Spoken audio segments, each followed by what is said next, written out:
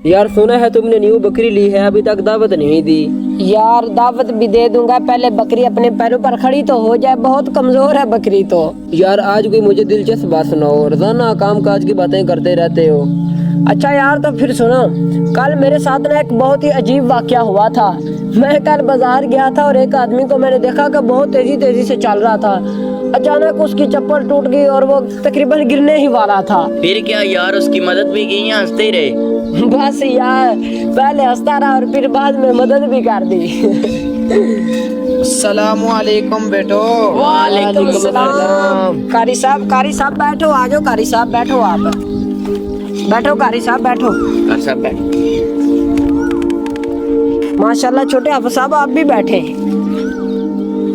माशाल्लाह माशाल्लाह, बहुत हंसी खुशी बात हो रही थी, क्या बात है? बस कारी साहब वक्त गुजारी कर रहे थे, फजूल बातें कर रहे थे हंसी खुशी में। अच्छा तो मुझे ये बात बताओ कि इस्लामी कैलेंडर के हिसाब से कौन सा इस्लामी महीना चल रहा है? कारी साहब अगर सच पूछे तो हमें नहीं मालूम कौन सा इस्लामी महीना चल रहा है।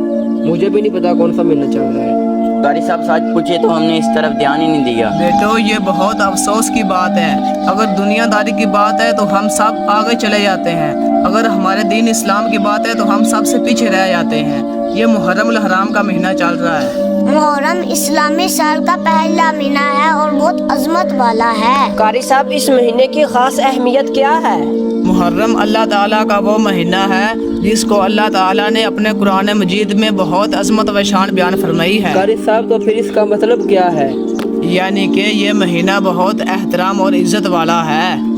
इस महीने में नेकियां ज़्यादा करनी चाहिए और गुनाहों से बचना चाहिए। कारी साहब इस महीने में कौन सी इबादत अहम है? बेटा मुहर्रम उल हराम के रोज़े बहुत फजीलत रखते हैं। रसूलुल्लाह सल्लल्लाहु अलैहि वसल्लम ने फरमाया कि रमज़ान शरीफ के महीने के बाद ये महीने के रोज़े सबसे अफजल हैं। खास तौर पर 10वीं मुहर्रम का रोजा बहुत अफजल है। कारी साहब सिर्फ 10वीं मुहर्रम का रोजा रखना काफी है? बेटा खास तौर पर 9वीं या 10वीं मुहर्रम उल हराम का रोज़ा या 10वीं और 11वीं मुहर्रम उल हराम का रोज़ा बहुत फजीलत रखता है। कारी साहब खास तौर पर लोग कहते हैं कि मुहर्रम उल हराम में शादी नहीं करनी चाहिए, क्या ये दुरुस्त है? हाँ बेटा ये बात बिल्कुल ठीक है।